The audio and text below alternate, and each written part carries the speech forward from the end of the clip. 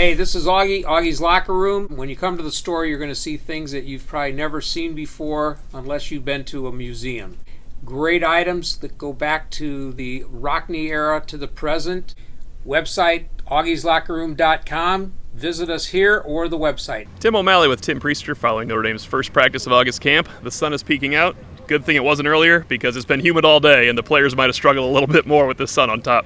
Well, it's more comfortable now. There's a bit of a breeze. It was very warm at practice today, and a couple guys went down. Zeke Corral at one point later in the practice, and Blake Fisher. We saw Michael Carmody in there, and we saw Pat Coogan playing some center along with Quinn Murphy. So it was extremely humid when the day started, and Marcus Freeman talked about it. I mean, he said you can't be in that situation. You got to prepare yourself to get through an entire practice, and they're monitored by GPSs and stuff like that, and so they have to follow the protocol there. But a bit of a slow start for a couple of those guys just because of the conditions today. And they rotated heavily because of the conditions, but that kind of led us to a question. We didn't see a ton of Maris Liufau. He was out there at times. He was out there in live periods.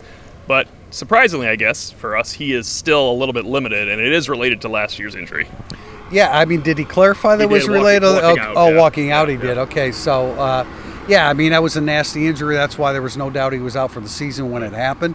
But there is some good news. Avery Davis doesn't appear to have any limitations other than, and Marcus Freeman talked about this, just limit the amount of reps. But he has a sleeve on his left knee.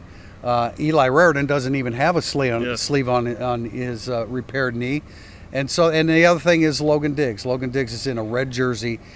They were not in pads today, so it wasn't full contact. At one point, though, they were working red zone, and Logan Diggs ran through the line and got thudded right at the goal line, and Dylan McCullough had to have a conversation with him that, slow down. But they did put him in that situation, and he saw the goal line, and he went for it and made a little bit of contact. Yeah, that's the best news for Diggs, and Marcus Freeman mentioned right after, hey, he might be ready for the season. When we talked to him June 27th, he was not going to probably be ready for the season. Right. If he's, they're going to pull him back. But if he's out there in a red jersey in practice number one, and they let him run out there, it's obviously ahead of schedule. Now, I had the defense most of the day.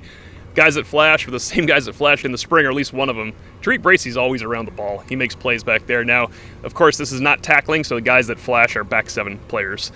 DJ Brown finding the ball again, an interception, tipped a pass to give an interception to Bracy. And then I think Brandon Joseph has the presence back there. They're rotating heavily, but you can see what he brings to the equation on the back end. And Jaden Mickey, you had offense. Best play of the day was against Jaden Mickey, but that was pretty good coverage too. Yeah, ton of red zone work. This is something that Marcus Freeman mentioned to us during the spring that Al Golden had said, especially as you start practice, ease in a little bit so the receivers aren't running 60-yard sprints all day. Great idea, yeah. So it was a ton of red zone. I thought of the It was almost exclusively red zone, It really was. Yeah. I mean, probably half the practice or 40% of the practice on the back end was red zone, and I thought Drew Pine had more success. Yeah. I thought when Drew Pine was in there, the receivers got open a little bit more. That's true. So you take it with a grain of salt. And I did ask Marcus Freeman about, just how limited is Tyler Buckner in red zone when he can't run. He could take off and run, but it wasn't live, and the whole idea was designed to throw the football into the end zone. And Pine had a better day. Like I said, a couple guys got open. Jaden Thomas had a really good day, especially in the red zone. And you mentioned Pine had the better day. He kind of had the highlight play. He had the rolling pass to Braden Lenzy for a diving catch. I did see Lenzy come up limping late. It looked like an ankle injury. I'm sure he was fine, but he looked kind of mad that it happened near the end of practice.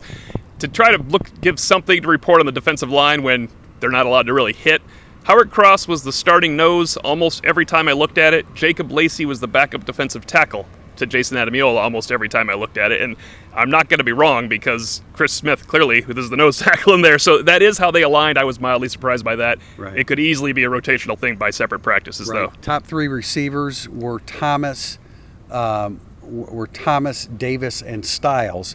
People wonder why not Lenzy. Well, you need a bigger receiver on the field. So he's like 3A in that rotation. He got reps with both, but you need a bigger receiver, and Jaden Thomas had a good day. Tobias Merriweather, not a ton. We didn't see a ton of accomplishments in live action, but boy, he's a good-looking athlete, very agile. can really catch the football and move. And that reminds me of one note: good-looking athlete defensively for a freshman, junior Tui Halamaka. We just both like the way he plays. Today, he made a play off the edge, and I think that'll be interesting if we see a little bit more of that going forward. And we might see that tomorrow, because we'll be back for another practice report tomorrow. We have a 40-minute viewing, and we still have both of our practice reports to come on IrishIllustrated.com.